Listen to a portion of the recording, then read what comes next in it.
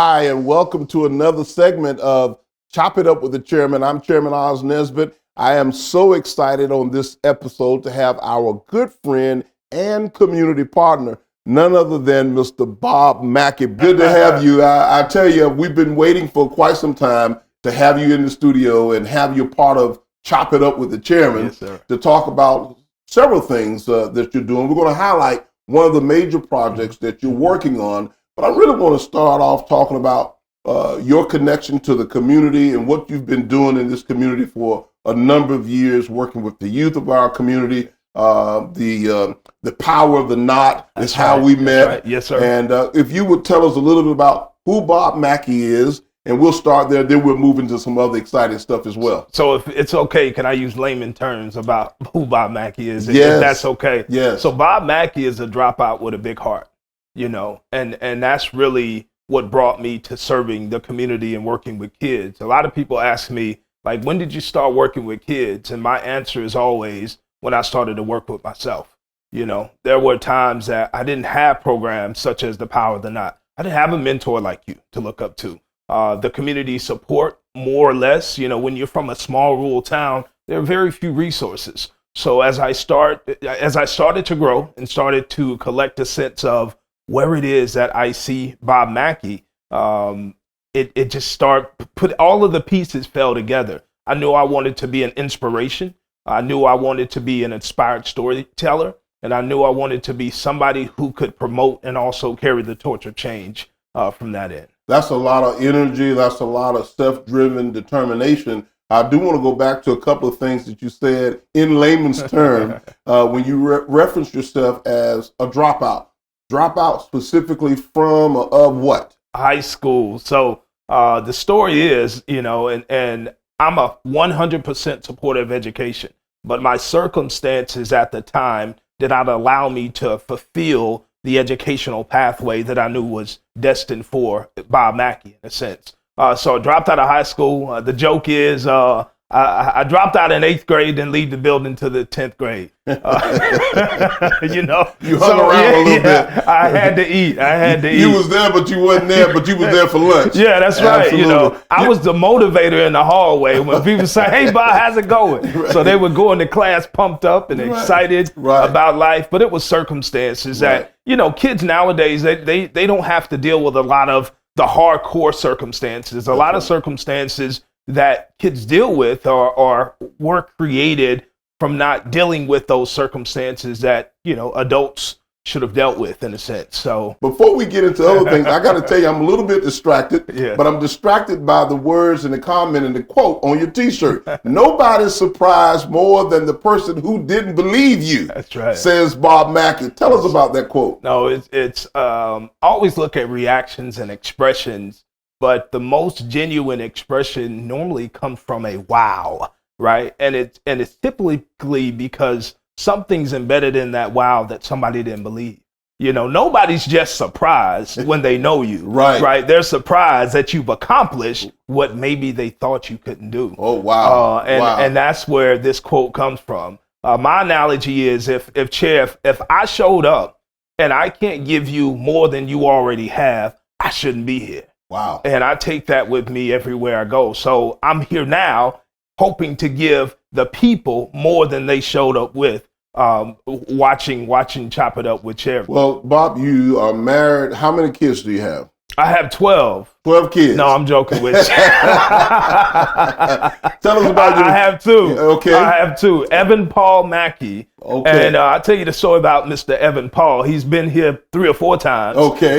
Just with some of the things. I have a 17-year-old daughter, just got her first job, didn't have to work, wanted that level of responsibility. I'm okay with that because these next 3 years are going to be critical for her. Very good. But Evan Paul was middle name. So everybody says, "Oh, Paul's his middle name." I said, "No, that's his first name. Evan Paul is his first name." All together. Okay. And he was named after my stepfather. Okay. My stepfather, who came into my life when I was talking about that mentor. I remember a guy dating my mom, and they were arguing about something, and I just heard him say, "I'm out," right? He said, "I'm leaving." But he said this. He looked at me. He said, "You know what? I'm leaving, but I'm taking him with me."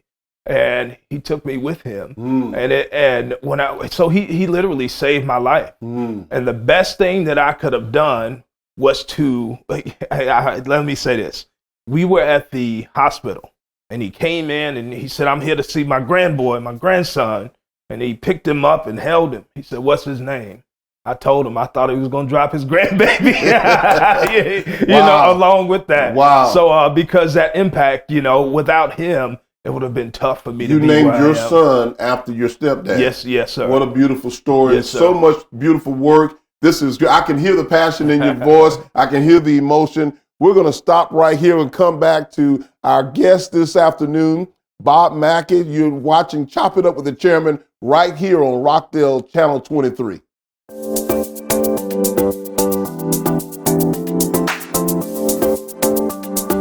Did you know that Rockdale County Fire Rescue offers services other than putting out fires to keep the community healthy and safe? That's right. Rockdale County Fire Rescue offers blood pressure checks at all of their stations. They offer home fire safety surveys and smoke alarm installations for Rockdale County citizens, fire safety education programs and station tours, and CPR and fire extinguisher training. Rockdale County Fire Rescue does not participate in accepting old needles, expired medicine, fire extinguishers, or paint. See a full list on screen of what Rockdale Fire does not accept. For more information about Rockdale County, follow us on all of our social media platforms at RockdaleGov.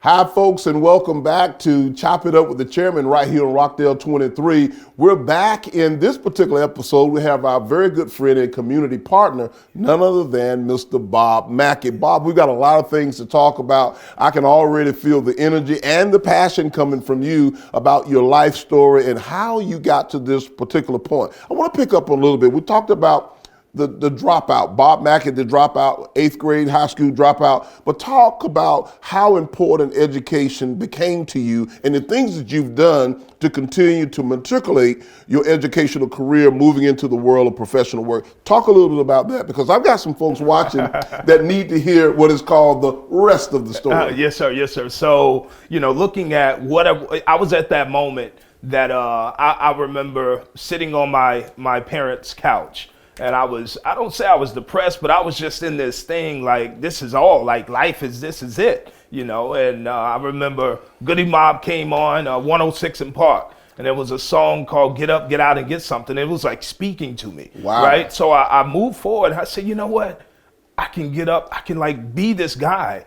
And I remember going in, asking my brother for a pair of jeans. I said, hey, can I wear, he was like, yeah, but they're baggy, right? And they just didn't fit. I went and asked my father for a pair of slacks. At that moment, I said, this is it, right? I said, I belong in a suit, from that end. So the educational pathway, I knew I had to be qualified. Credentials are everything. You can have the skills, you can have the talents, but you must meet the qualifications. That's correct. I went back to obtain my GED, okay. And that was a process. It was a process. Not only the process became more on how bad I wanted to obtain my GED. So it wasn't like, okay, well, you can get your GED. But that test was tough. Most people say this is harder than a high school, education. And I agree, because you didn't have teachers over your shoulder. It was that time where you had to take and focus on you. True and everything, responsibility. 100%. And everything that was in you was going to be determined by your thoughts and how much you wanted to get ahead. So GED, went to college, went to a 4-year college, ended up finishing in 3 years, obtained a bachelor's degree, criminal justice, minor parole probation, started working for the state of Georgia, became a youth, they call them juvenile probation officers. And I did that. I worked for the state of Georgia for about 10 years, okay. Right? Off and on, started doing a few things, but my heart was more so with the youth. And I kept saying, man, I want to be a part of a solution. And there's a place for the criminal side of things. Right. But I want to catch kids who were like me, who were like right in that middle. And I said, if I can get them there, I can get them here.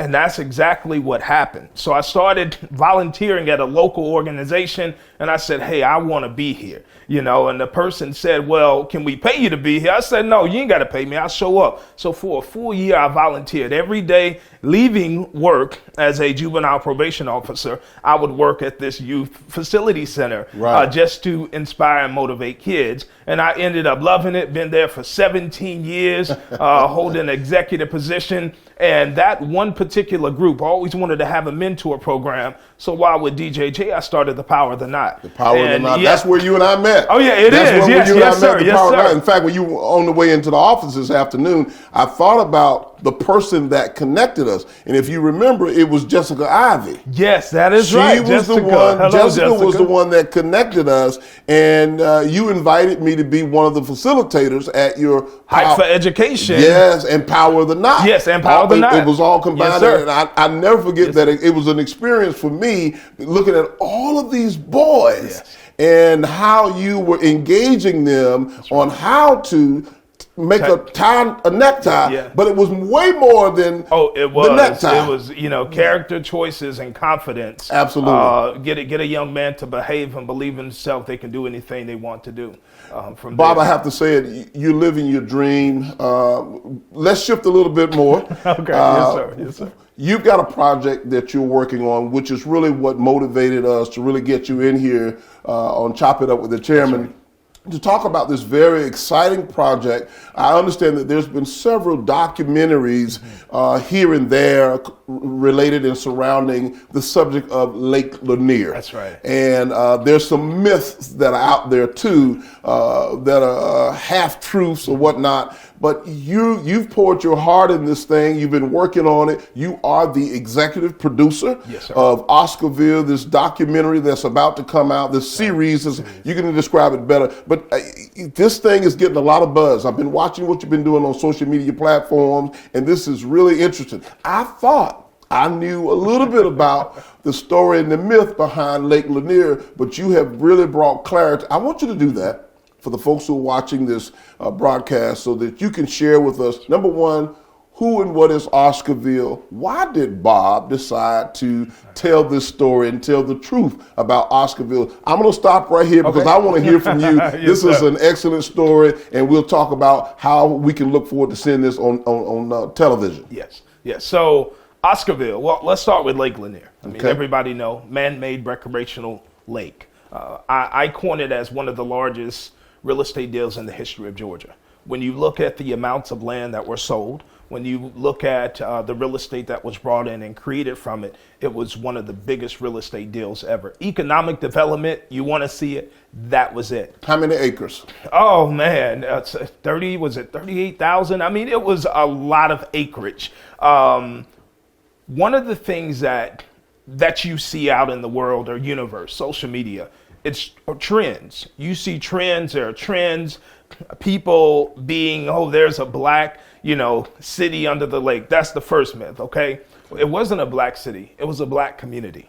And what do I mean by that? A community and a city are two different things. Yes, they are. Right? Yes, they are. A community thrives from the heart of the people. That's correct. City thrives from the heart of structures. So that's one initial myth that I always like to just put out there. So it was more than just a city underneath Lake Lanier. The second myth is Oscarville's underneath the lake. Well, Oscarville is above the surface as well. When you pull up Google, it'll drop a pin right in the center of the lake and say Oscarville.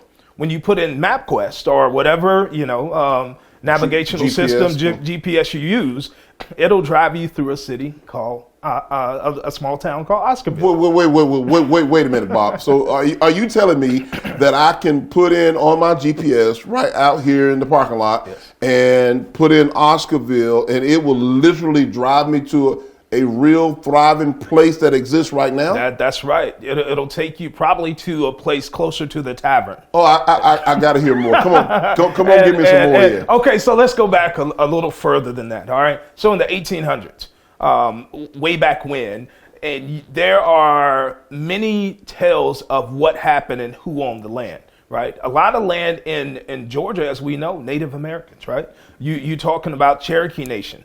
And those who occupied that surrounding Hall County line cutting over because it's all connected one way or the other. It belonged to the Native Americans. Okay. Now, what we're looking at is more the process to move out those individuals for the property, because anytime you start to see deception becomes a problem when you realize the value of something is worth more than who values it or who owns it, right? Absolutely. So now or then that's what happened. It's the land was worth more than the people who occupied it. So they thought. Okay. Right? Yes. So when you look at moving those out, land was selling for lots, $10 a lot. Wow. People occupied it, Wow. with the natives. I know $10 a lot. Right. Some speculation may say a lot was 40 acres. Okay. So that's just pulling it down. Yes. 1910. We're just going to fast forward it just a little bit because everybody hears about these stories. 1910, 1912, the story of May Crow, the young lady, and this is when they talk about the racial cleansing, right? So the racial cleansing was a part of a practice, right? Anytime you look at the end result was to move people away from that thing that's value to take. Some people in government eminent domain. I mean, it happens, right? It happens every day. And is it right? Is it wrong? You can't say. There are people involved, but how you treat those individuals who you move on shows a lot about the process. People matter. Oh, big time. Yes. 100%. Yes. And we can't grow without us. That's right. I don't care where we go. We can't grow like the kids in the future. We can't grow without them. That's correct. So we start to impact. So when you look at moving that forward, 1912, Titanic, around the world, 1912 went down. Titanic went down. So did Oscarville.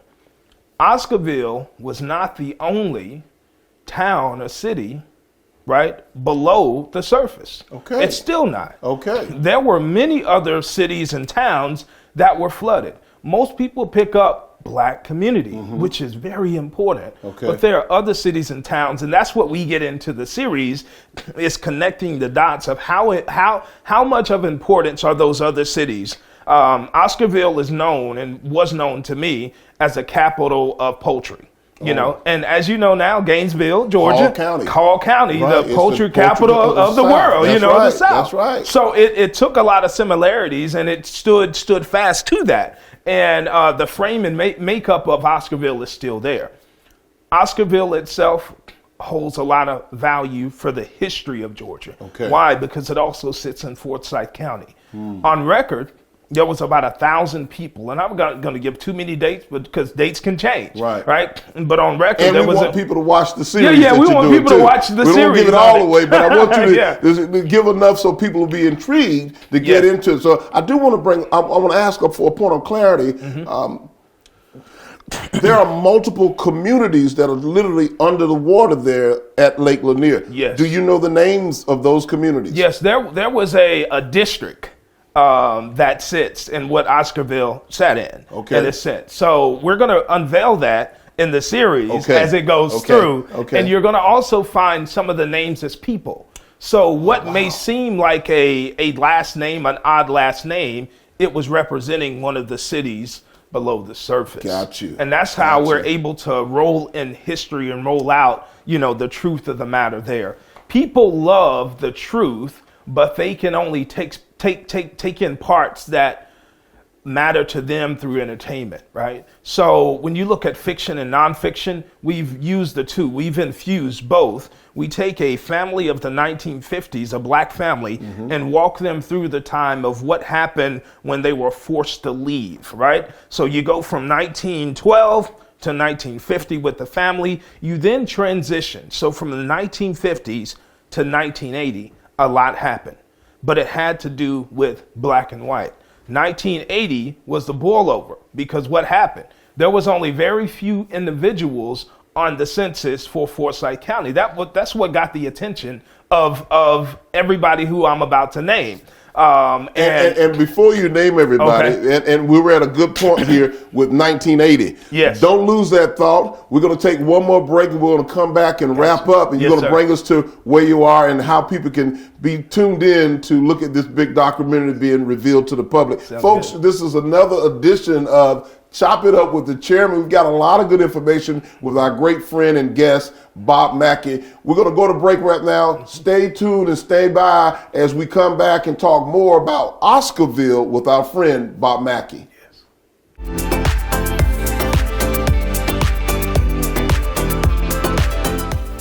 Did you know that if you have a question or concern for Rockdale County's Chairman, Oz Nesbitt Sr., you can actually send him a text? That's right. In an age where some politicians try to hide from their constituents, Chairman Nesbitt welcomes feedback from residents. His number is 770-624-9446. Just FYI, we suggest you text instead of call.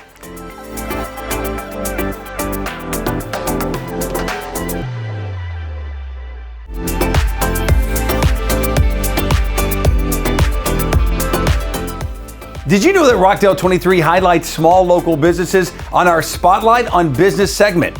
If you know of a small business in Rockdale County that could use more recognition, just email us at publicrelations@rockdalecountyga.gov, letting us know the name of the business, who to contact, where it's located, and what service or products the business offers. We'd love to shine a light on those businesses.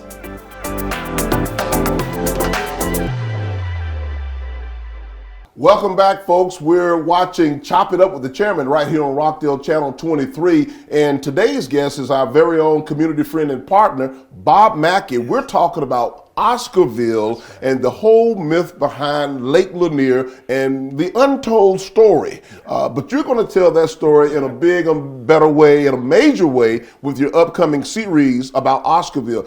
I've heard bits and pieces of this over the years. You were just telling us before we went to break, as you brought us to 1980, and that's not that far back. That's right. It's a 30 plus years right. back. Yes, I want you to pick it up there, Bob, and tell us, take it from 1980 to the part that you want to share with us, and then we'll wrap up with a couple of things that folks want to know more about Bob Mackey and Oscarville. Yes, so, and people may be wondering out there, like, what does this have to do with Lake Lanier? All right, if you type Lake Lanier, Google Lake Lanier and put the word deaths behind it, you will see that since the formation of the lake up until now, there's been nearly 1,000 deaths.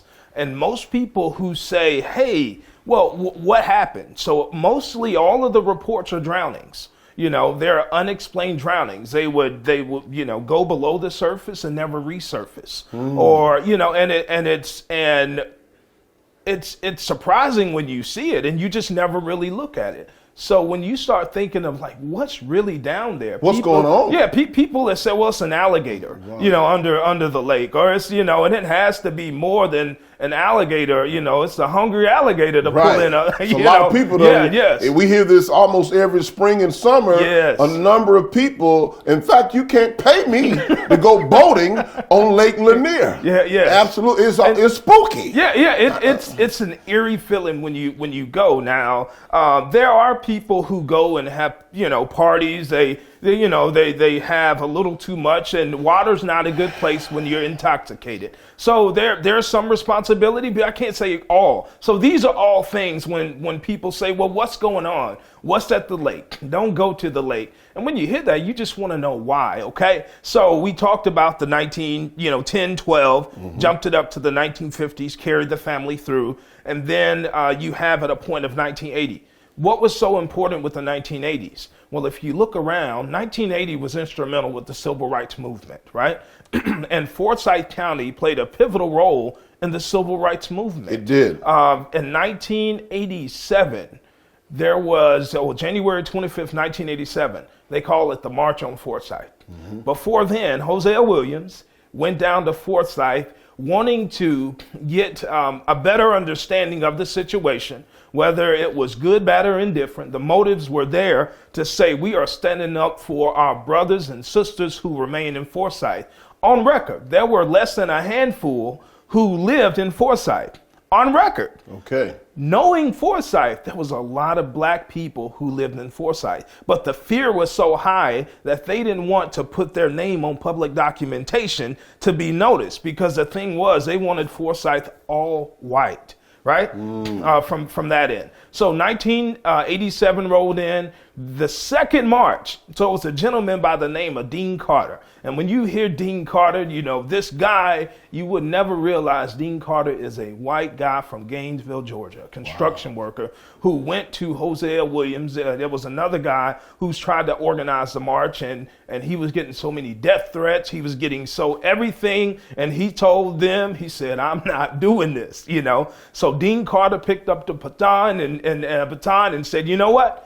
Not only are we going to march, I'm going to march with you. Wow. And we reenact that scene. So there at the march, Dick Gregory, comedian Dick Gregory, you had Coretta Scott King leading this march. You had Jesse Jackson, and in the series, Jesse is a humorous guy. You know, Jesse's funny, you know. Right. And you'll see that because we wanted to show people, like, you couldn't just see them march all the time. Their mental health solution to mental health at the time was either understanding the point of laughter. You know, a lot of pictures you see back, you would see laughter. Right. And that's how they express that, even though they were going through some of the most treacherous times of history. No, they were going through hell. Yeah. Let's call it what it is. That's right. And I imagine during that particular era, you had to laugh your way through hell in order to be able to live on the next day. Yes, sir. Well, we do a little bit of that still today, but go ahead, Bob. Yes, sir. And so you had Jesse Jackson, as I mentioned. You had NAACP, and always Benjamin Hooks. Benjamin Hooks at the time was president, all those names. National NAACP. There were many others with that march, and I'm just naming the ones we've characterized within the reenactment. So you had this march, yes. And then what? So they had the march. There were so many buses. MARTA provided buses. They didn't provide them as volunteering the buses to them. You know, the NAACP and others chartered the buses out to these groups. And I think it was 20 to 25,000 people who showed up on that day. 20 to 25,000 people. They were en route. These ladies and gentlemen, the civil rights leaders, had to get off the bus because the KKK and others had stopped, and it was so much traffic. Now, what year was this? Stop. This was 87. This 1987. Was 1987. When you referenced the KKK, you talked about the march. You had already given the year, but I wanted to bring that year back because I want people to understand what time frame we're talking about. That's right. This is 2022. 1987 is not that far back. That far back. My son was born in 1988. Okay. Keep going, Bob. Yes. So that whole piece of that was monumental. Right, because it was probably the most people that Forsyth has ever seen. So running out or extending the arm to say we want to move everybody out has now brought everybody in.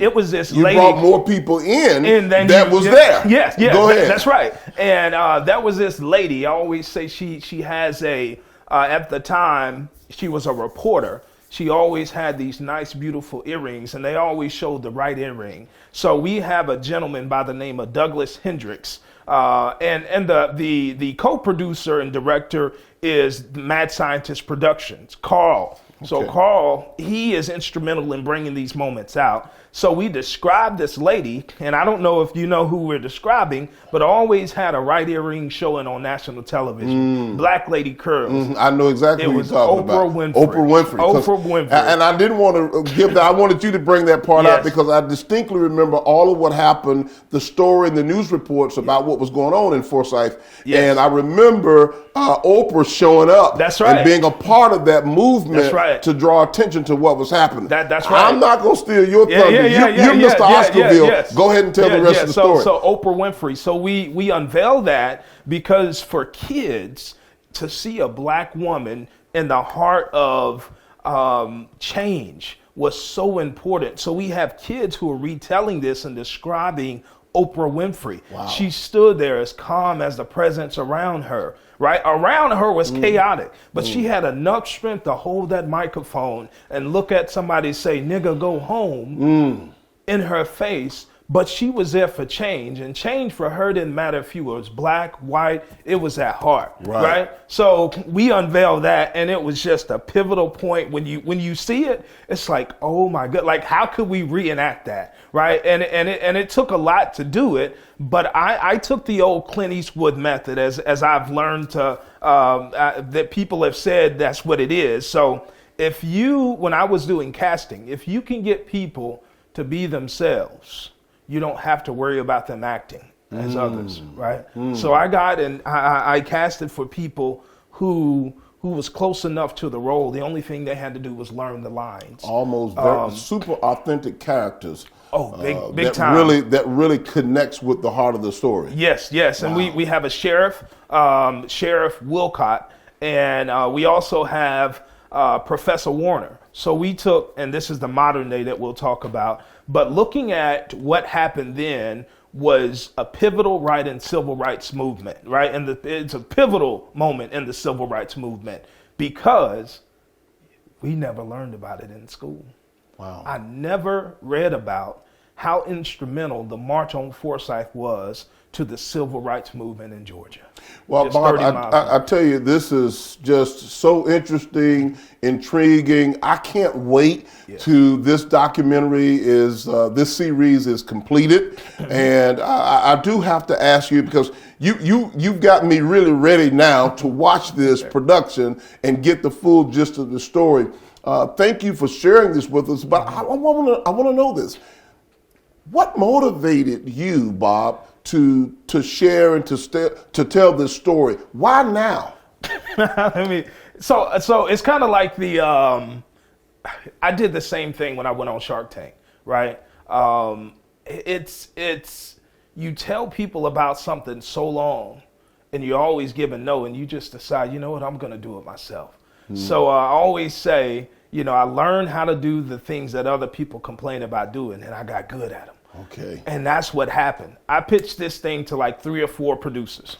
Well, it may not be the time, or it's this, or nobody wants to hear about that. And so I just picked up a pen and piece of paper one day. I said, well, I'm going to write about it. Whether people want to hear about it or not, we're going to bring it forth. I went to another cinematographer, and it was one of those things. Timing really wasn't right. So what we did, we wrote it out as the movie Lake Lanier first.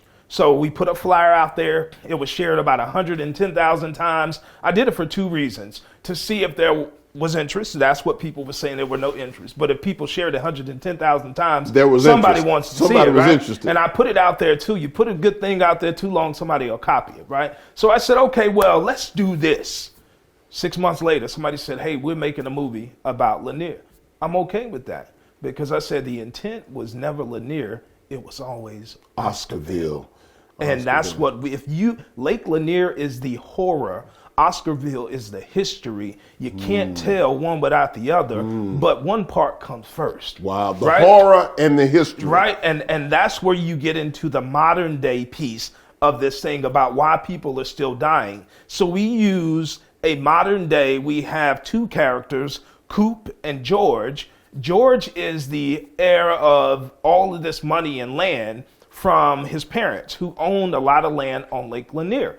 And it's Coop is the guy who comes up who just need a break, and he starts experiencing crazy things. Remember, we went from 1910, 12, 1950. So history has been uncovered, all the way through. And there are things that can't be explained along the way that you'll see in each scene, which you'll realize that he is now uncovering. So he's hearing crazy things.